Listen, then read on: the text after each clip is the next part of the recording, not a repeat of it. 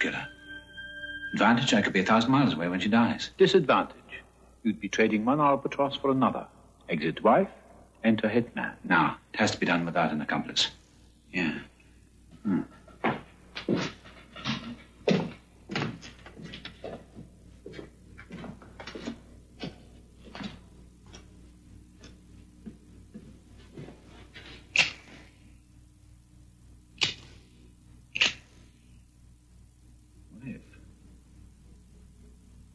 What if she died in a fire?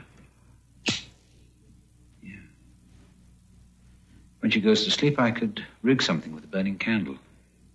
How long would it take to burn down, I wonder? Half an hour, perhaps? I could surround the candle with crumpled newspapers. Yeah. Your Honor, I begged my wife not to smoke in bed, but she wouldn't listen. The night of the fire, I was driving home quite late, and I heard sirens. Advantage, I'd have an alibi. Disadvantage, she doesn't smoke. Your Honor, do you think the jury would believe that my wife took up cigarettes on the day of her death? No? Hardly. Scratch the fire.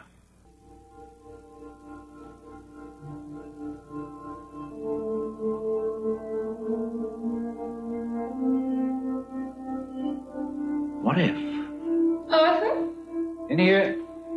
Someone with you? No, why? I thought I heard you talking. Just thinking out loud, occupational disease. You're home early? Yeah, the plane was ahead of schedule. The first for American aviation. I missed you. No kiss? Bad sign. What if it wasn't murder? What if it was death by natural causes?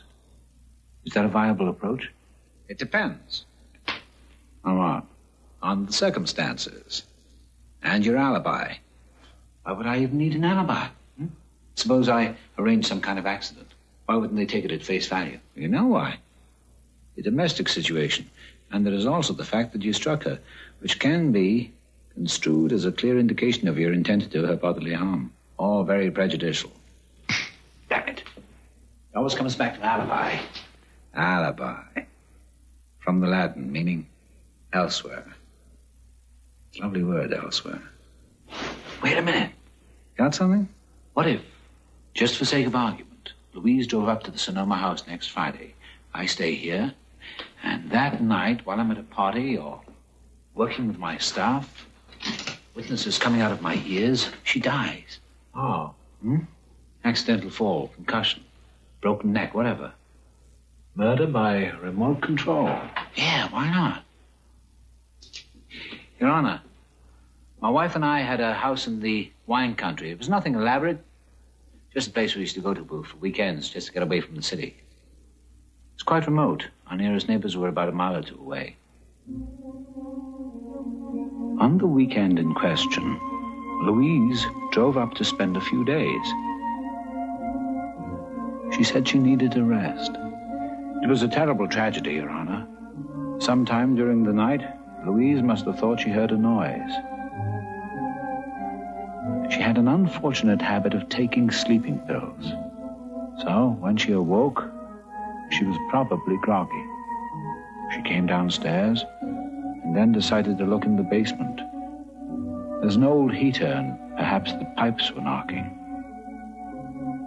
She was half asleep and half drugged.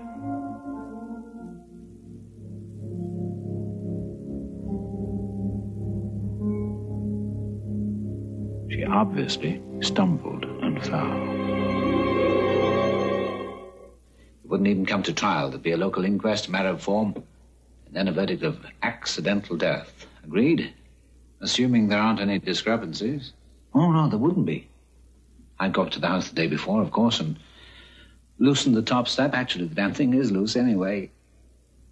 Or I could remove it entirely and then unscrew the light bulb. An old trick, but effective. She usually goes to bed about 10:30. Wherever I am, I'd call her.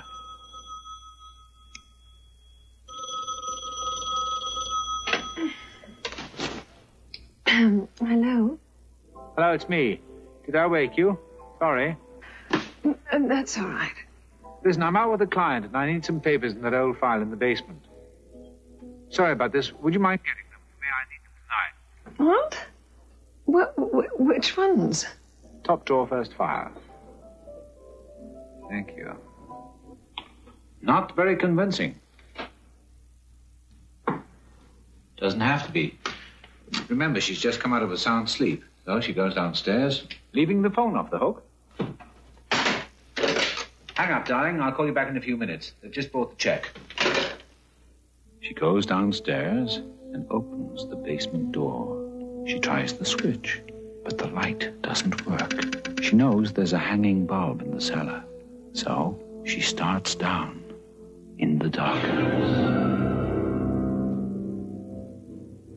And falls. And falls. Next day, I find the body and call the police, after I've fixed the step naturally and screwed the bulb back in. Leaving fingerprints? Nothing wrong with that. It's my house.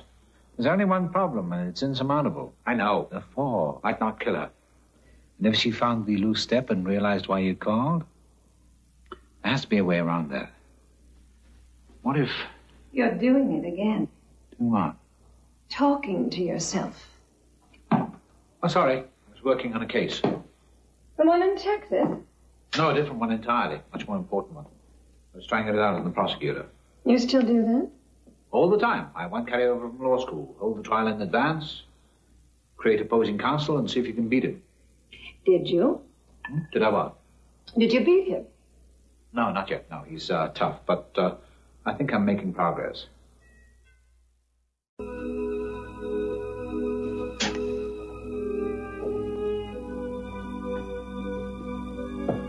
Weekend house is a rather steep driveway. Suppose she went shopping and she put the groceries in the trunk of her car. When she came home, she parked in front of the garage. Go on. Somehow, I don't know how it happened, Your Honor, the gear must have slipped. She hadn't set the emergency brake, so the car rolled backwards. It knocked her down, and one of the wheels crushed her skull. Not very good. Why isn't it? Because any forensic pathologist would discover a blow on her head that wouldn't correspond to the tread marks on the tire. And there would be a blow. She'd have to be unconscious before you backed the car over her. It's circumstantial. Under the law, I don't have to be innocent, only not guilty. Yes, but you're not comfortable with it. No, I suppose not.